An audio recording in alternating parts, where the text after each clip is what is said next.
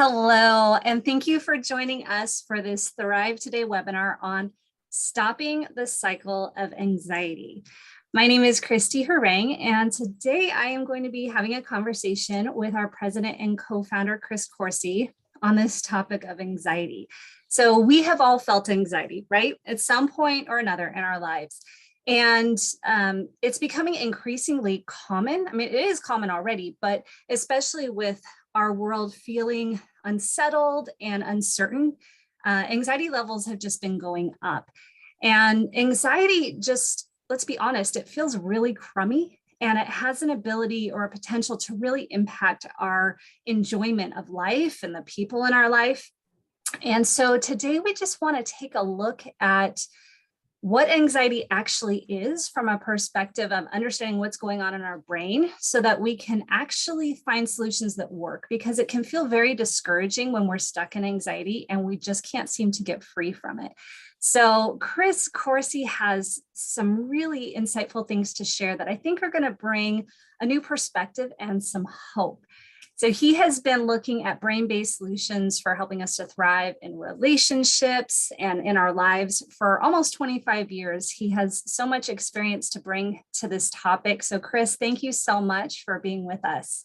Thank you, Christy. I'm really excited about our time today. Thank you, friends, for being here. Yeah, we are always like every time we're excited, but it's so true. We enjoy every conversation. This one, we are really excited about having this conversation with you guys. So I do want to mention a couple of things before we jump in. We are recording this, so if you've registered, you'll receive a recording for this webinar. If you're on Facebook, there is a link to register, and you'll want to do that if you want to receive the recording or if you want to be a part of our Q&A. So we are doing a Q&A at the end. You can put questions into the Q&A box on Zoom or into the comments, but we are not running Q&A on Facebook Live. So just want to remind you about that. The last thing that I want to mention is that if you are coming to this event and you're already kind of in a place of anxiety and feeling it, we just want to encourage you to be really kind toward yourself. And if this is kind of stirring the pot and you're feeling anxiety get stirred up, just take care of you. If you're watching it live and you need to mute it, or you're watching the recording and you need to pause it or watch it in sections, do whatever you need to do versus pushing through, so that this can be a blessing to you and not like trigger more anxiety for you. So Chris, I wanted to start by saying, I know when I was in high school, I had a huge long-term bout of anxiety. Now looking back on it, I think I had a generalized anxiety disorder. So I know like anxiety, it can just be so awful when you're stuck in it.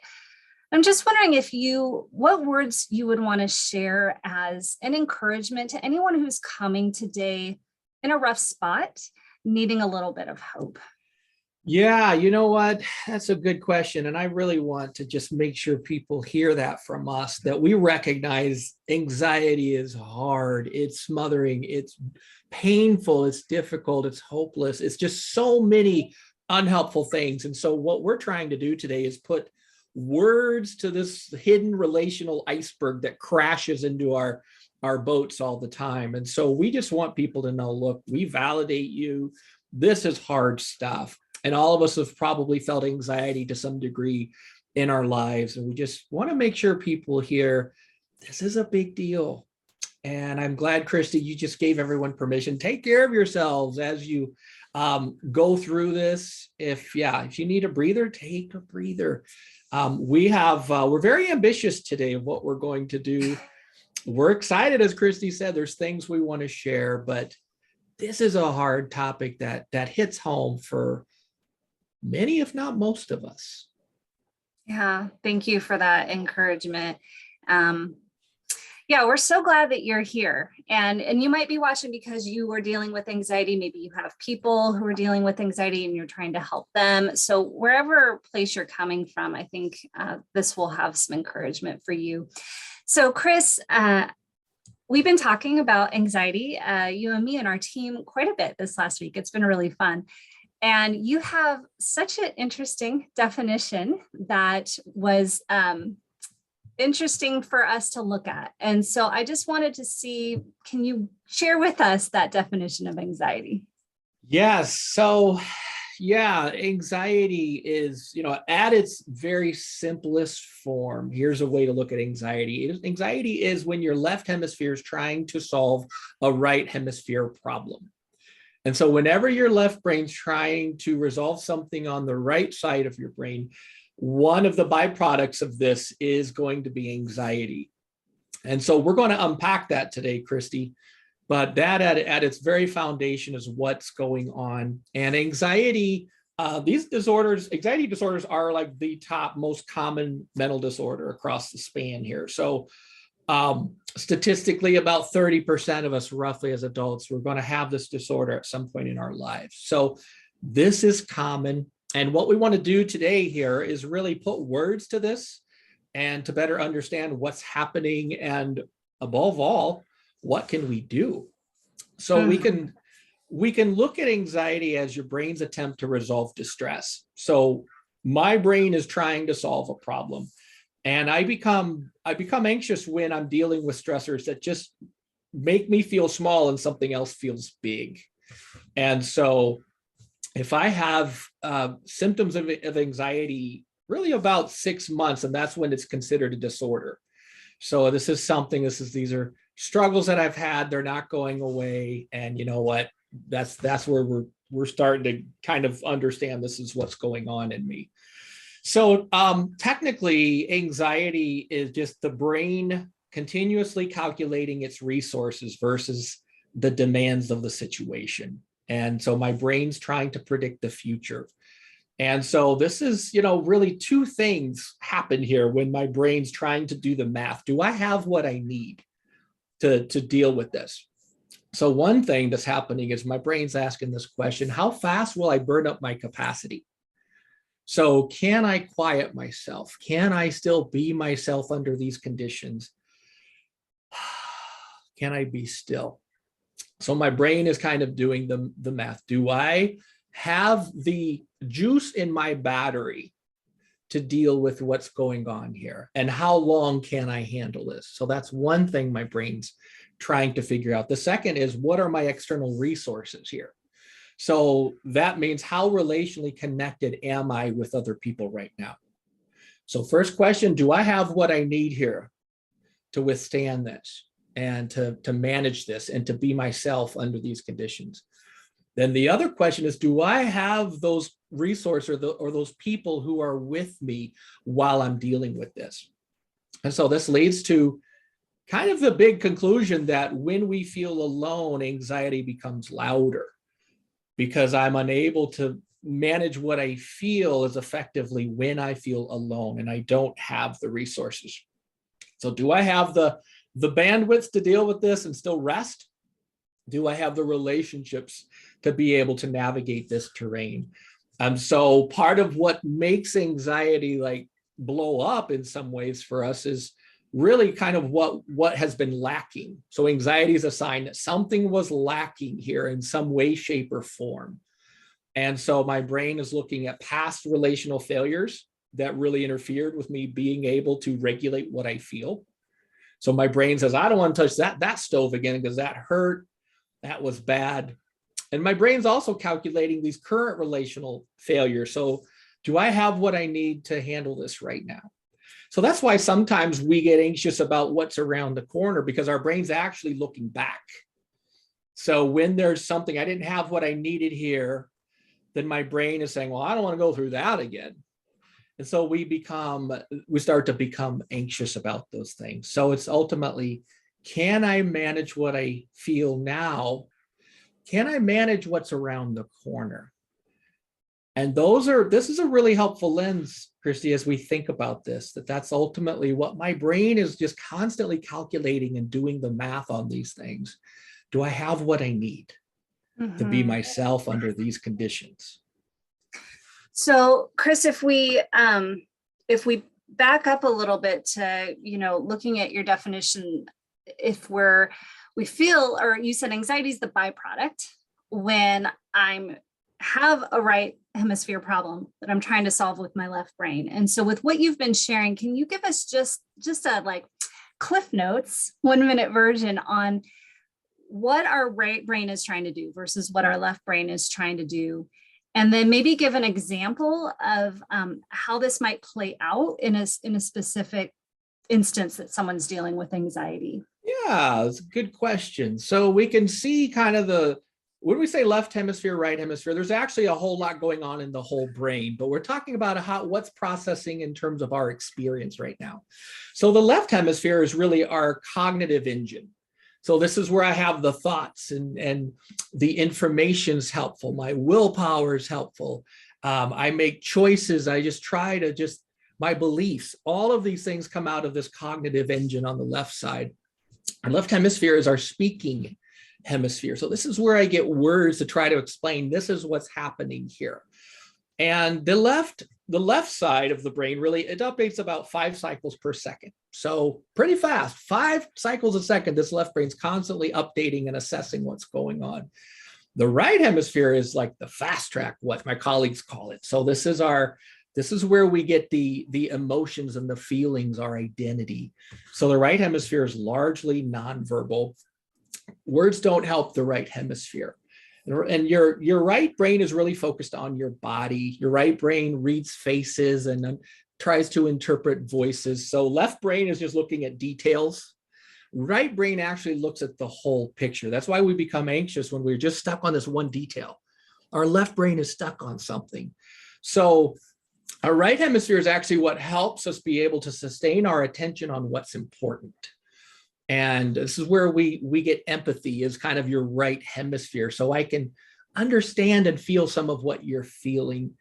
And I pay attention to what's happening. And your right brain actually updates at 6 cycles per second. So left brain's 5 cycles, right brain 6 cycles. What that means is my feelings react faster than my thoughts.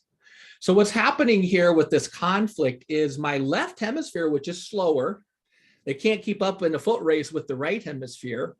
I'm having feelings, but my left hemisphere is trying to use thoughts and cognition to be able to fix a problem that's over here on the right side.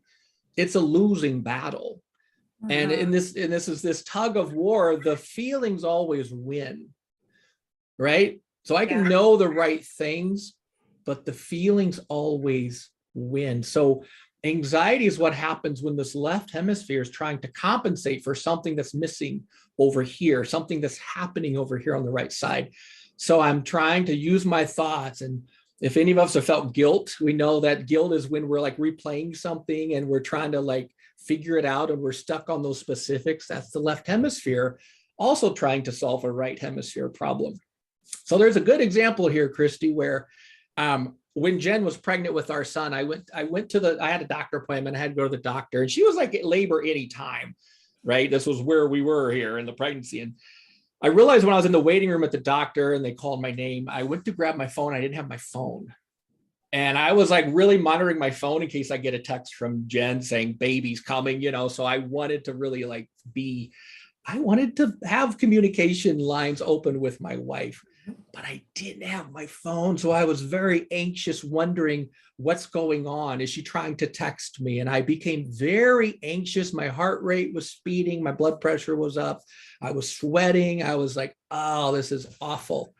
So what's happening here is my left hemisphere just didn't have some information. I needed some more information. I needed a text from my wife to say, hey, everything's okay. Or no, actually, baby's on its way, right? So right hemisphere example is when my wife was in labor with our son, and it was about the 40-hour mark of labor. Oh, and goodness. This was quite an adventure.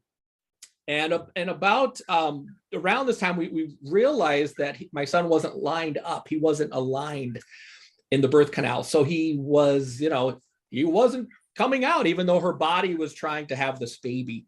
So here I had information, but how well do you think that fixed my problems 40 hours into this? And I have the information, but it doesn't fix my fear, right? Mhm. So information, okay, that's helpful, but we're still in a crisis here. So something has to give. And thankfully, the wonderful doula, great doctors and nurses, did a few adjustments, baby arrived. 7 hours later, and we were celebrating in joy. So now after the effect of that, Christy, was that I didn't want to have any more children. I was like, we're done, no more. I don't want to do that again. Just the thought of having more children just made me very anxious, because at this point I'm missing something. There's something missing from my experience, and my brain is very anxious about having more children. Now, if you've read some of my books, there's a beautiful Emmanuel story where Jesus met me in my distress, and I had his peace, and it basically, I found his peace where it was lacking. And after I had that peace, guess what? I wanted to have more children. So I basically, my brain got what I needed. If I hadn't gotten what I needed, I would have been pretty much stuck in a lot of anxiety there. Now, my wife, on the other hand, she had an awareness of Jesus being with her pretty much the whole time, which is nothing short of miraculous. She had it when our baby was born, she wanted to have more kids. She said, I can't wait to have more. And I just thought she was out of her mind. So this is part of what's happening with anxiety. And anxiety doesn't mean that I'm bad. It doesn't mean that I'm broken. Anxiety is telling a story. Anxiety is a breadcrumb trail that something's going on. We just don't know what it is. And that's part of what I hope people hear today as we start to unpack this, that, you know what, anxiety is there for a good reason. And when your left hemisphere, which is very slow, which gets stuck on details, and just wants to use words to resolve everything or information. If it's something over here on the right side, that is a recipe for anxiety. It's one of the things that's going to bake in that oven, basically. So I need, my left brain needs certain ingredients, but my right hemisphere needs certain ingredients. And for what we're going to talk about a little bit later today would just be, that's where relational skills come into play. Yeah, no, that's really helpful. Thanks for sharing that example. I was thinking of an example too. It's not a direct example of anxiety per se, but the point I hear you getting at with anxiety is that our left brain's trying to solve something that only the right brain can solve. That we need a right brain solution, not a left brain solution. And when we're trying to solve a problem with the wrong tools, it just ends up frustrating. And I remember when my daughter was a baby, she had this season where she was getting really fussy, like around 11 o'clock or something in the morning. And I could not for the life of me figure out what's going on. So I'm trying to troubleshoot. And I thought, well, she's probably going through a growth spurt. So I kept trying to feed her more. And I would feed her, and she wasn't hungry. That wasn't the problem. So my solution wasn't helping. In fact, if anything, it was actually making it worse. I eventually discovered that she was actually needing a shift in her sleep schedule. So I adjusted her sleep schedule, problem, boom, taken care of. But it's that same thing with anxiety, is that, our brain's trying to use the wrong solutions, and it just gets us stuck. And so we're trying to actually look at what are the root problems that need to be addressed on the right side, give the solutions that we need over there. And that's going to be such a game changer. So Chris, I was wondering, because a lot of times the solutions that we come up, like you see someone dealing with anxiety, obviously they're already stuck with their left brain trying to logically fix what's going on in the right side of the brain. And then a lot of times we throw at people, well-meaning, we're trying to help, but we give people left brain solutions for this problem, correct? So does that just add fuel to the fire, just make the problem worse? And maybe you can share a couple examples of the most common, helpful spiritual left brain solutions we give that don't help. Yeah, I'm sure all of us can probably relate to those times where we're well-intentioned friends or family members were just trying to help us when they heard us maybe talk about our struggles. And again, most of these are very well-intentioned, even loving people, but boy, sometimes people can just say the worst things to kind of minimize our reality. And so I've heard, there's a lot of common ones, but I've heard everything from we just need more faith. You just need more faith. If you have more faith, you know what, this will just go away. And you know what, I can have the faith to move mountains, but if I jump in the ocean and I can't swim, guess what's going to happen? I'm probably still going to sink. So faith is good. There's nothing wrong with faith. We pray for faith. We want faith. But when we offer certain things as a solution to people who are just drowning in their anxiety, it's basically telling someone who's drowning, just swim harder, try harder. I've had people just say, you just need to read the Bible more. And again, reading the Bible, wonderful. I'm a pastor. I encourage everybody to read your Bible. But when someone's drowning, there's certain things, it's a sequence. So there's certain things that help here, and then we can enjoy these things over here. I've heard to just make better choices. We just need to kind of choose not to. Like I'll say, well-intentioned people just tell me to choose joy. You just need to choose joy. Stop being anxious. You just need to choose joy, and don't choose these negative thoughts. What it is people are trying to offer a left brain solution to a right brain problem. My right hemisphere is nonverbal. It's faster than words. So if you've ever watched Charlie Brown, when Charlie Brown's teacher is talking to him, it's wah, wah, wah, wah. Like you can't understand what the teacher's saying. That's what our right hemisphere hears when people are offering me these very good ideas about what I need. So information just in and of itself is not going to fix that problem. There's something here that I need. I need a life preserver when I'm drowning. So throw me the life preserver, let me get into the boat, and then let's talk about these other things, which are very good things. So I don't say this to shame anybody. I've said all of those things probably many times over to people who were hurting and suffering. I've said the wrong thing at the wrong time in some very unhelpful ways. I've made it worse in many ways. But learning how God wired the brain to work just kind of opened my eyes. The beauty of the life model of Jim Wilder just really makes sense out of these things as far as why do certain things help at certain times and why do other things not help at certain times. And so this is a very helpful discussion to start to shed some light onto these things. Yeah, that's really good. And I was experiencing that this week, actually. It's funny. I said I had a ton of anxiety when I was younger. I haven't struggled with it so much in a while, but I was feeling actually a lot of anxiety preparing for this webinar and just taking care of some of the logistics. And I didn't understand, why am I feeling anxious about this? But it was interesting how, knowing what I knew this wasn't the right way to go about it, but I was trying to logically think my way out of the anxiety. Okay, how do I plan, and what are the things I need to do? And I was trying to think my way out of it. And I knew, okay, I need to address something over here on the right side of my brain, which we're going to get into some of these solutions in a minute, but, quieting, just getting God's perspective on it, feeling like he's with me in it. But I didn't want to do any of those things. I just wanted to think my way through it. And finally, I took some time to journal with God so I could feel his presence, I could feel him with me and get his perspective on it. And he shared some really helpful things. And it was cool because it pointed to the fact that I was stuck on the right side of my brain because I was actually feeling a weight that wasn't from God. I was feeling a sense of responsibility that wasn't from him. And when he gave me his perspective and I could feel him with me and I could see what he was wanting me to see, then the anxiety really lifted. So that's just a case in point. That's a great example. Yeah, that's a great example that sometimes trying to think our way out is not the solution we need, but nobody's told our left hemisphere that. So our left hemisphere is on the hamster wheel trying to solve this problem and resolve this issue.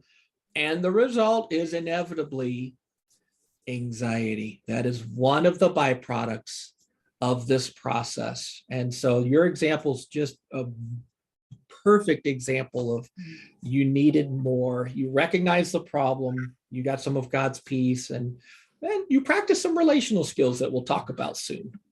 Yeah, well, let's actually get into that a little bit. So if anxiety is pointing back to a need on our right side of the brain.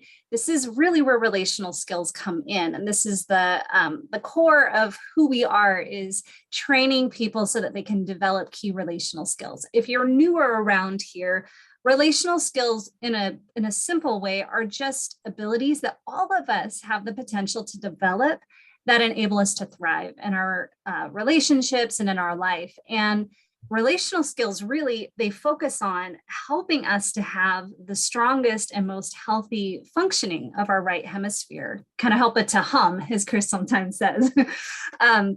So Chris, with that, it makes sense that relational skills and developing relational skills is a key part of helping people actually break free from anxiety. So can you give us, we have maybe a couple examples of some of the relational skills we talk about and how developing that skill can help with anxiety. Yeah, you know what? Joy is one of the foundational relational skills. So joy sets the temperature for my nervous system. So your brain develops patterns and personalizes whatever's familiar. So if anxiety becomes my go-to response, guess what happens? My brain says, oh, this is my normal. Let's set the thermostat on this dial here on anxiety. So my brain feels familiar when I'm anxious. And so one of the ways we change that is just by very purposefully, actively starting to build some glad to be together joy. So we can actually normalize joy for our nervous system. That means interacting with people where we're glad to be together. So that is just a foundational big picture. Joy is good, but joy is a high energy emotion. We also need quieting. And for anxiety, quieting is a really very important skill. So quieting is the on-demand release of serotonin. And so serotonin is what helps me have that peaceful, quieted, calm kind of feeling. And so this is where, serotonin plays a very important role in anxiety, for example. So there's a lot of medication for anxiety is usually trying to balance those serotonin levels and just make sure that I get get in my sweet spot. We know those as SSRIs. Or what's also called SNRIs. And so these are just trying to balance some of these chemicals in my brain so that I can just be able to find that sweet spot. And some person they can get help. They can get some help just getting that sweet spot so that they can then practice relational skills. Unfortunately, 30 to 40% of people who try medication to find that sweet spot, they actually don't get help. So that's a big number. So some people, that step can help just kind of normalize things so that you can learn some skills and make some changes. For some people, it actually doesn't.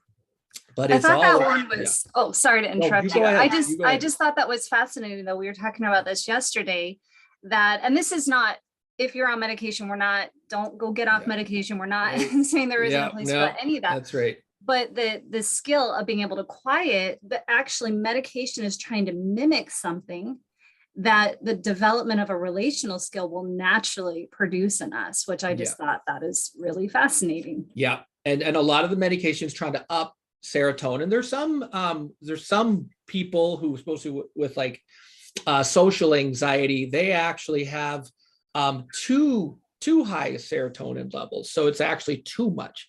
So again, the medical community is always just trying to help people find that sweet spot when they're using medication to try to, to normalize that.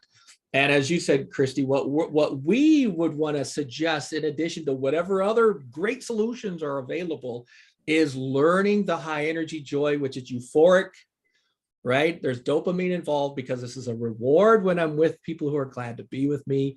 We're practicing the quieting, which is the on-demand release of serotonin. So we're actually helping to have our brain, body, and nervous system practice some of these skills to get what we need. And there's other reasons for anxiety that have to do with your gut, that have to do with your inflammation in your immune system and so forth. So there can be real reasons in your body that things are out of whack to some degree that's causing anxiety. So we always want to have a good holistic approach to looking at anxiety. But make relational skills part of that solution. There's appreciation, which is reflecting on those joyful moments. This also puts us in our sweet spot. It helps our brain get relational. Learning to live with your relational circuits on is a big deal. one of the byproducts of anxiety is it puts my brain in enemy mode. And so I can be in relational mode where joy is right around the corner, or I can be in enemy mode where people just feel like enemies, even the people I love and I care about. People are a source of pain. So appreciation is one of the many ways we can get relational. We can practice appreciation. And in studies on appreciation, people who actively practice appreciation, their brain starts to scan the environment for good things. So anxiety is always scanning for threats, right? It's kind of self-preservation. Appreciation trains your brain to scan for good things, even though there might be a whole lot of things going wrong here. Appreciation allows me to, well, what's going right? And I've heard Jim Wilder say that practicing appreciation 3 times a day for 5 minutes each day for 30 days resets your nervous system to run on joy and peace. So it's 30 days, it's 3 times a day, it's 5 minutes each sitting. So we encourage people to come up with appreciation journals, use gratitude, which is just thankfulness. What is the good stuff? Part of what we're trying to do here, Christy, with relational skills is really training your attention, because anxiety demands your attention, right? So if I'm anxious about something, I can remember when I was in speech class in college, I was so anxious. All I could think about was getting in front of that class, and I was afraid they were going to laugh at me. And I just couldn't stand it. My heart was racing. I was sweaty. 2 times I stood up right in the middle of class and I walked out to drop the class because I was so anxious.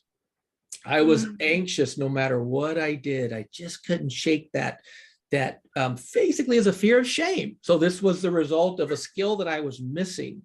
And the missing skill on the right side of my brain was learning to return to joy from fear. And so my left hemisphere was trying to solve that problem, but anxiety, my attention was basically hijacked. So what appreciation does is it actually trains your brain's attention to look for the good stuff and be able to shift my attention. Maybe my brain locks onto something that I'm afraid of, like speaking in front of the class. But what happens when I practice skills like appreciation or learning to get relational, and I wrote a book about that called The Joy Switch, people can learn more, but it shifts my brain so I can shift like, yeah, that's scary. They might laugh at me when I get in front of the class and start talking. But I watched this girl do it over here and she did a great job. Like, look how natural she was. And I see this guy did it over here. And so we can shift our attention. And that's really what relational skills are about. And the last one I'll just briefly mention, you shared it earlier, Christy, was just what we call skill 13, seeing some of what God sees. And so seeing some of what God sees actually changes the dynamics when I'm feeling anxious, because 1, I discover I'm not alone. Someone's with me. And 2, what it does is it infuses peace. So suddenly there's something bigger here. It's no longer what I'm afraid of. There's something bigger and greater. And your mind's always looking for another mind who can kind of join me in my distress. So people who practice this Emmanuel lifestyle, like you shared, Christy, in other words, your brain's looking for that other mind that says, hey, I'm not alone. Someone's with me, and this one knows what to do. I might not know what to do here, but he does. And so those are just a few skills. We train 19 skills, but I can't talk about anxiety and not mention those skills. Those are foundational skills. No, that's really helpful. And as you're talking, a couple of thoughts come to my mind. The first one is that what I hear coming out in all of that is that we can retrain our brains. We can intentionally implement some practices so that we can train our brains to view life differently and to also strengthen the relational part of our brain. And that has huge implications for our ability to manage tough stuff that comes our way so that we don't get stuck in anxiety. So I just want to say that there's hope with that. And what we're talking about here, though, Chris, is also they're not quick fixes, and I think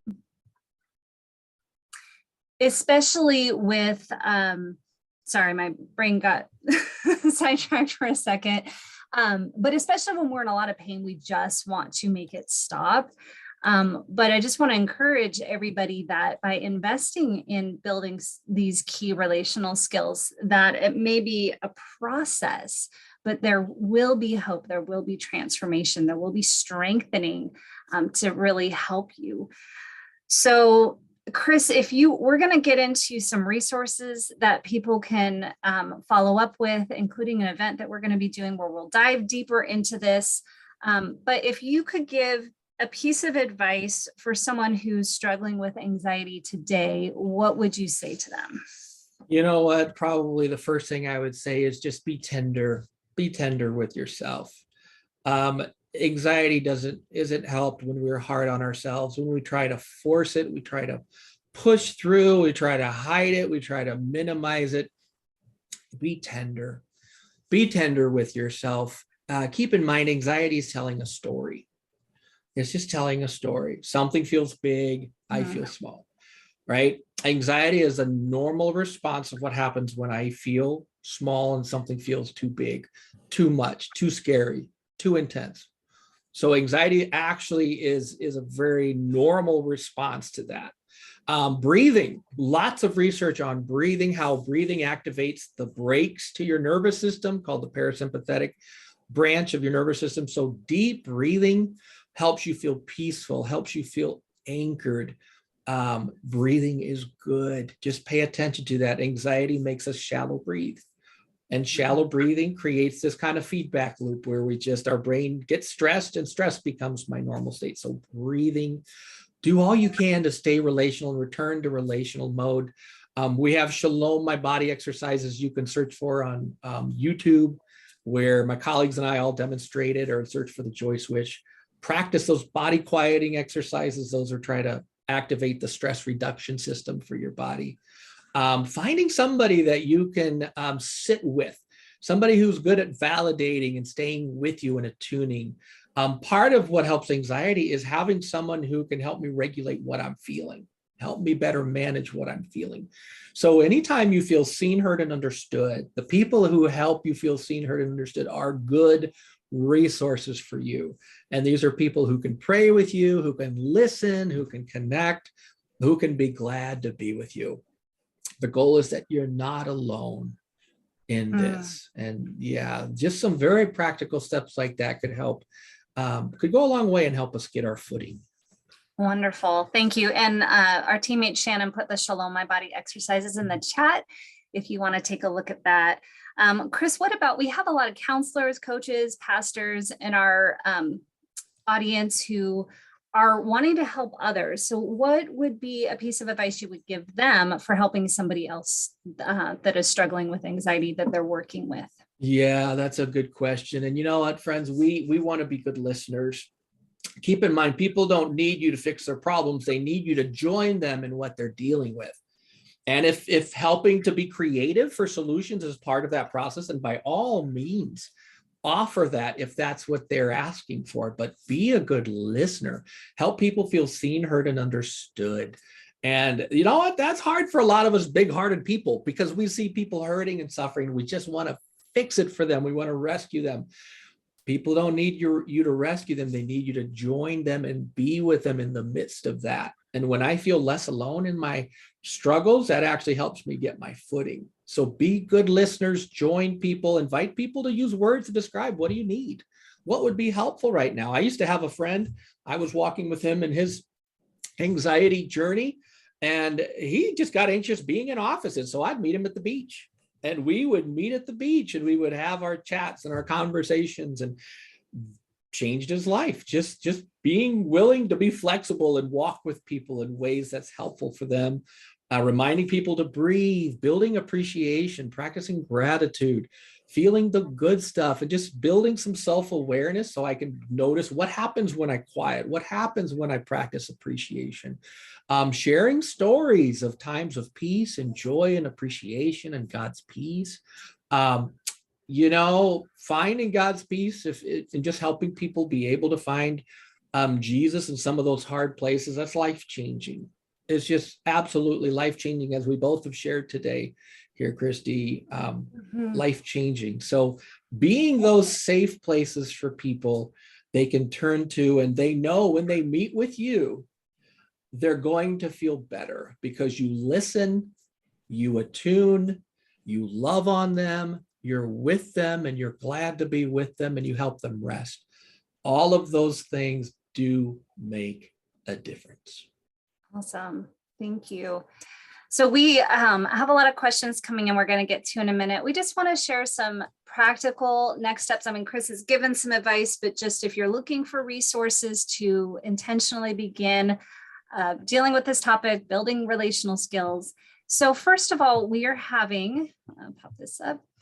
We are having an event 1 month from today, Overcoming Anxiety in an Unsettled World. This will be a 3-hour, 3-session event where Chris is going to dive deeper into what we've been talking about. So he's going to go over more of what's actually happening in the brain with anxiety. He's going to be looking at solutions and also be talking about preventative care and things we can do to build our capacity so that when anxiety comes, it doesn't overtake us. So we would love to have you join for that event. And we will have some exercise practice as well. So each session will have an exercise that Chris will lead you through. We also have, let's see here. Chris just finished some skill 2. This is the skill of simple quieting.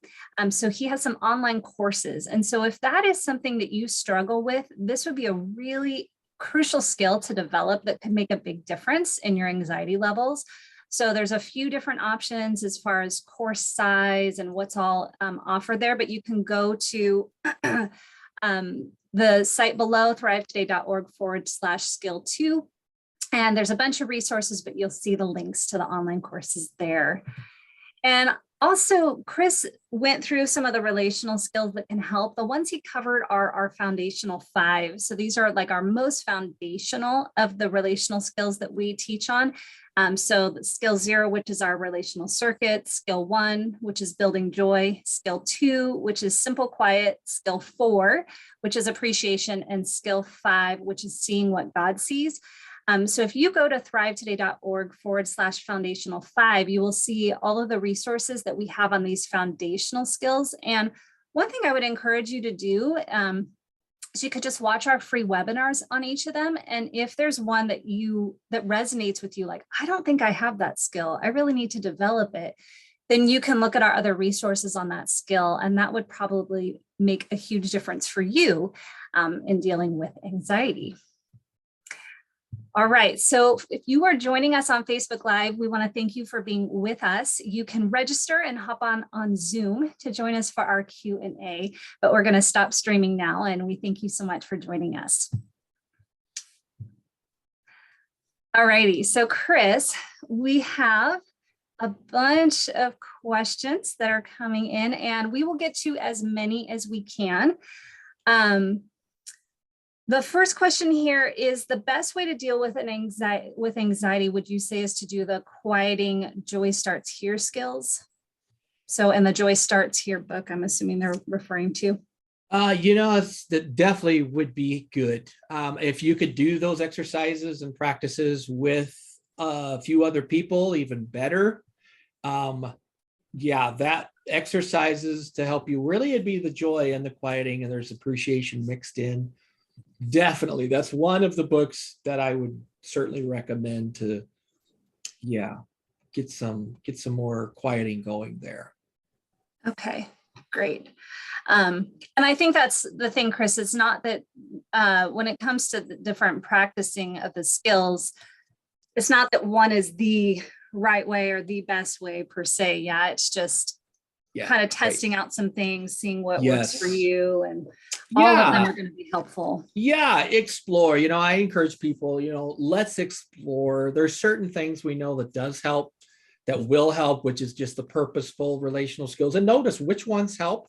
I think, Chrissy, you and I were talking about this the other day, where I mentioned, all the relational skills have value, but where there's one that's just really absent in my life. If Jen was with us here, she would talk about quieting and how that transformed her life. So sometimes just finding the skill that's just absolutely missing in my life, and that I get a whole lot of mileage out of just that one skill. You hear a lot of people, exercise is good for serotonin, being in light. massage. So they're very practical things you can do to help.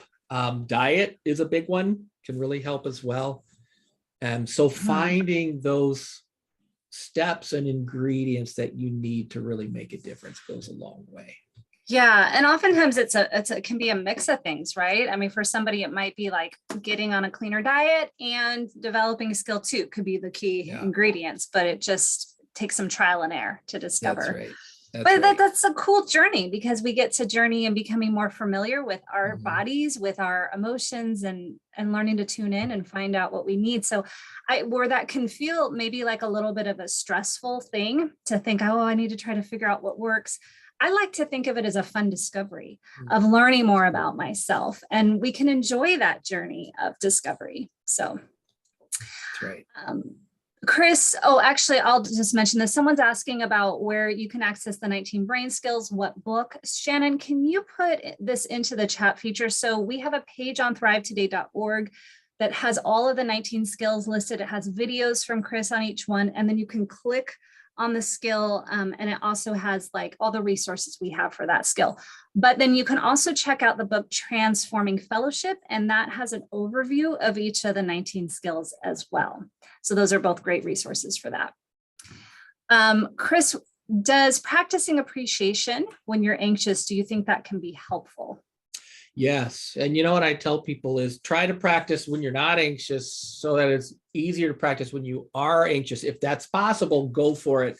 It will, because what we're doing here is we're talking about shifting your attention, which helps to make the anxiety feel more manageable. And it kind of can turn the volume down a little bit on the anxiety when you're starting to shift your attention. You're getting relational, which actually helps anxiety feel more manageable because I'm more present in my body and my mind, more peaceful, and joy is accessible in relational mode, whereas it's really not accessible in enemy mode. So certainly I encourage people, if you can do it, have your journal, your appreciation journal. You can reflect on those appreciation moments. And we kind of call appreciation moments kind of like chewing bubble gum. Like when it starts to lose its flavor, go to a new moment and practice that. When it loses its flavor, go to a new moment. So practicing that. If you get lost in your anxiety, then you probably need someone who can do that with you. So if you can do it on your own, great. But if you go, wow, I tried this, I just get lost, it doesn't work, then that means either we need to practice more or you need another mind to practice with you. Okay. And so you were already sharing this a little bit, but someone's just asking for ways to practice appreciation. Are there any other like examples you want to give of how someone could go about practicing that? Yeah, you know what? It could be experiences. It can be people, interactions, moments, things. What we do at our table is each night dinners, we try to think about some highlights from our day that were meaningful or joyful. And we still talk about some of the hard stuff, but we actually amplify appreciation more. So just being able to think about what were some of those joyful moments or some of God's gifts for you from your week, from your day, from your month, being able to think about them. At first, it's hard. We might be able to think of like one, but if you start doing it, you'll start noticing as they're happening, like, wow, I have a good appreciation moment now. That was great. So practice pays off. It's a little more work at the beginning, but once you start doing it, it becomes a habit and it gets a little easier. Awesome. I also like to do it in the moment. Like I think even as I'm driving to pick up the kids from school, like I might just try to notice the beautiful blue sky, or in the fall when the leaves turn different colors, and just pause to actually absorb the things I'm enjoying in the moment. Those are some things we can do as well that I find are fun. Yes, that's right.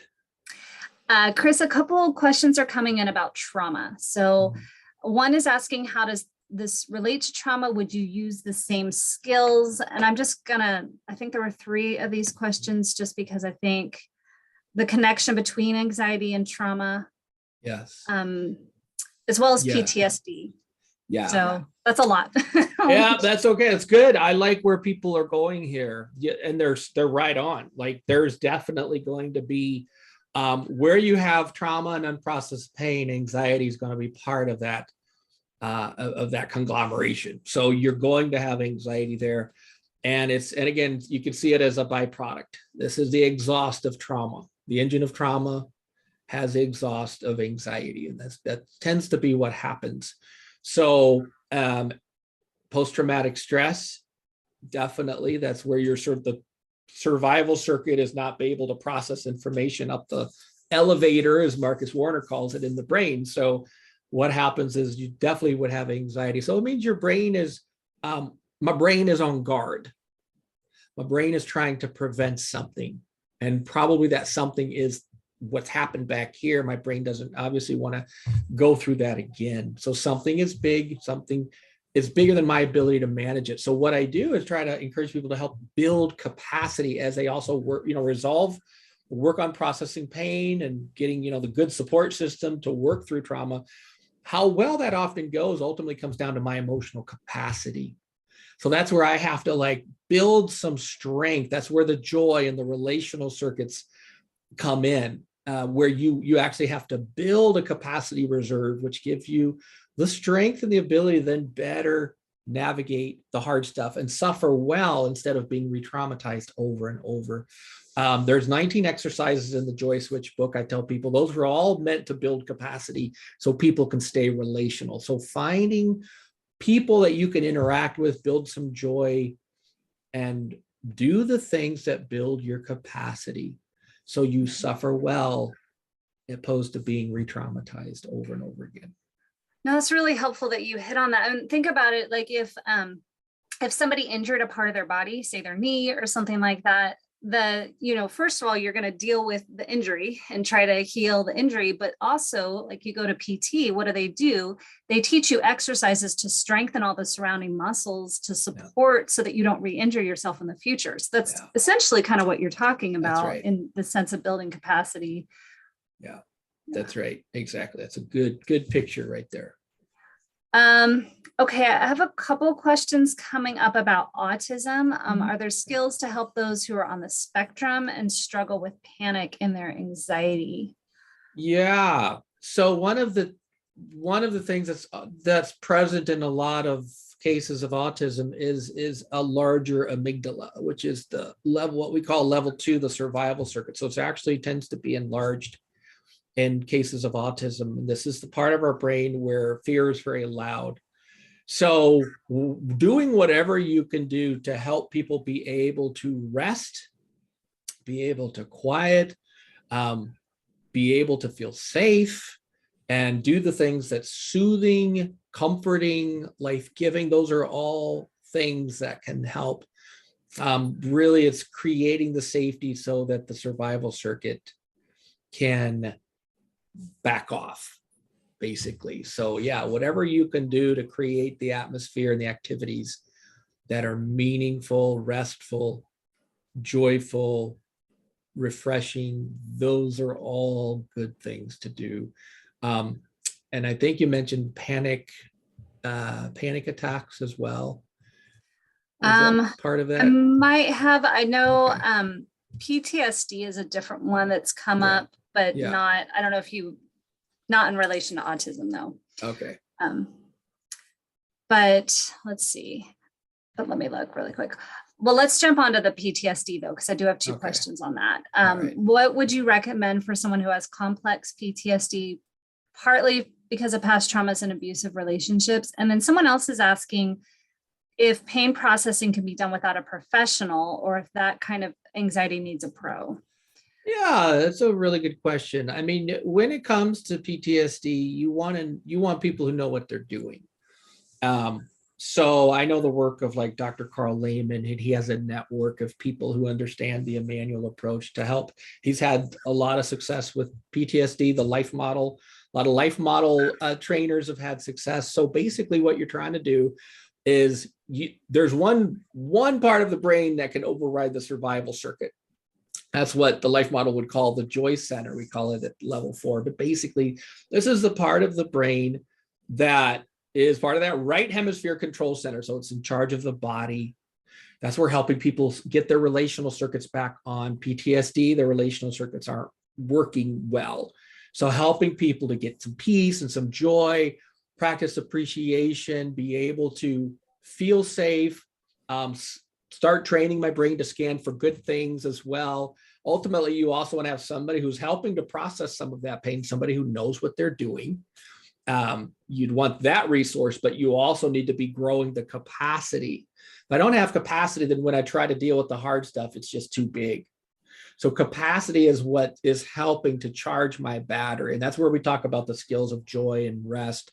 Well, the foundational 5, and those are capacity building skills, helping people to practice having a sense of God's peace and God's presence, and building on that foundation so that I can better process this over here.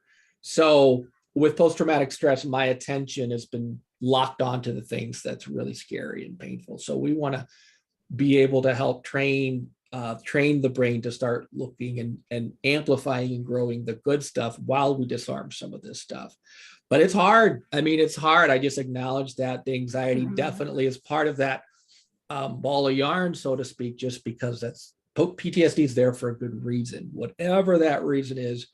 So we want to build capacity, growing the good stuff while we're then actively working on finding God's peace in some of these hard places over here. There is hope.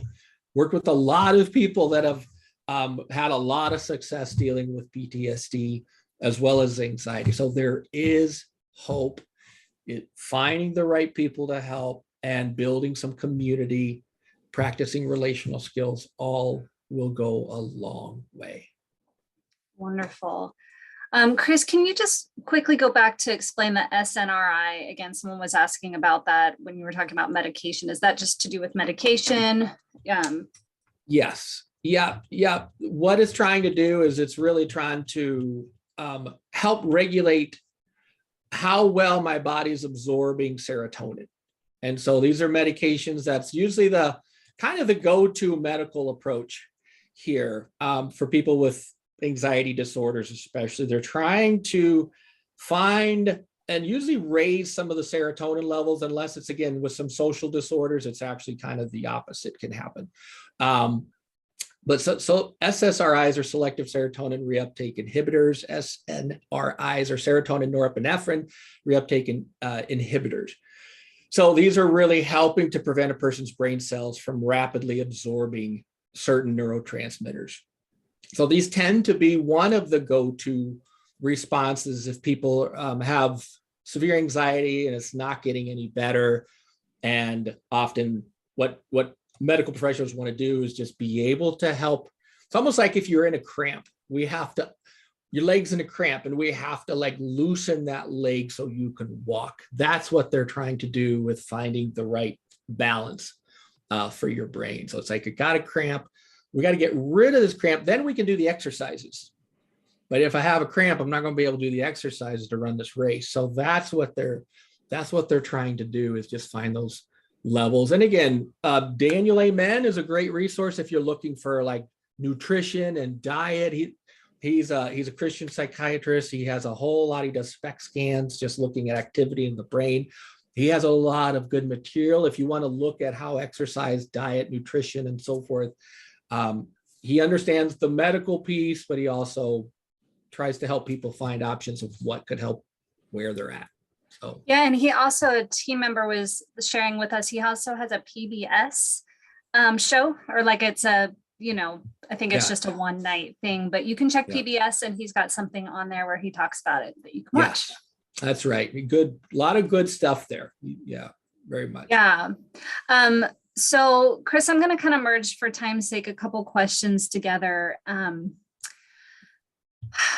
What do you do with someone who they understand and knows what's bothering them, but they admit they can't do anything? They think about their problem, which is overcome them, and that's their only focus. So they're stuck in it. Yeah, you know what? That's a great question. We probably all have either been there at some point or know somebody who's there. And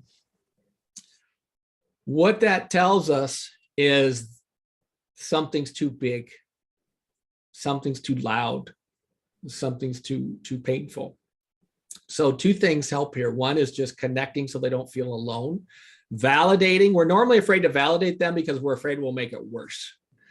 So it's like, we don't want to validate because it might make it worse. No, actually validating helps them feel seen, heard, and understood, which creates safety and some bandwidth to better deal with what they're dealing with. So we validate, we connect, but we also want to actively help them discover what they need, what helps. And they might not know because they're kind of their brain stuck and looking back here in the rearview mirror. So building capacity helps to start looking up what's in front of me because my brain has been hijacked by what's back here. So as you connect with them so they feel less alone, that's a good thing.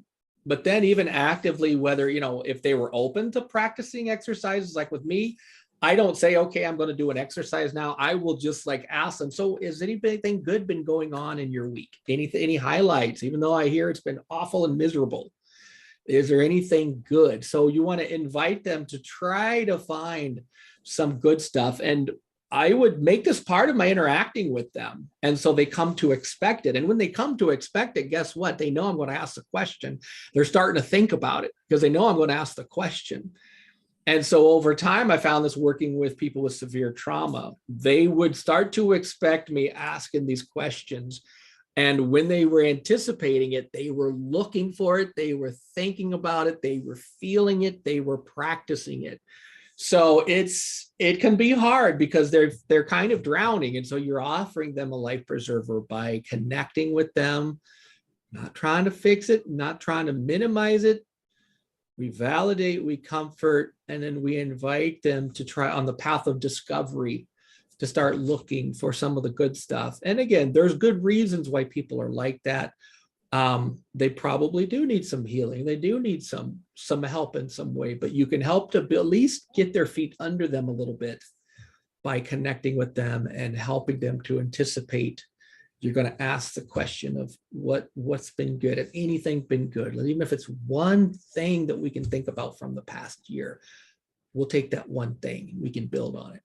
That's what we want to do. Wonderful. Well, let me just say that I'm so thankful that you've taken the time to be with us. If you are struggling, thank you for just being in it. Thank you for looking for solutions, for staying in it. And we just want you to know you're not alone. We are here with you. We're here to offer support, resources, and we're just glad to be with you as you work through this. And if you're working with other people, I just encourage you in that. It's such a gift. It's so needed. Thank you for being a support to people and for learning to grow. I know I've got kids and I do a terrible job sometimes at helping them with their anxiety because I offer these left brain solutions. I am learning to validate, to be with them in it. And so we can all grow and learn together. Chris, thank you so much for all your wisdom and sharing with us. And I also want to say thank you to Shannon, our team member, who has been manning the chat for us a little bit. And I am so sorry that we weren't able to get to all the questions. You're welcome to email us at info@thrivetoday.org if you have a pressing question that wasn't answered.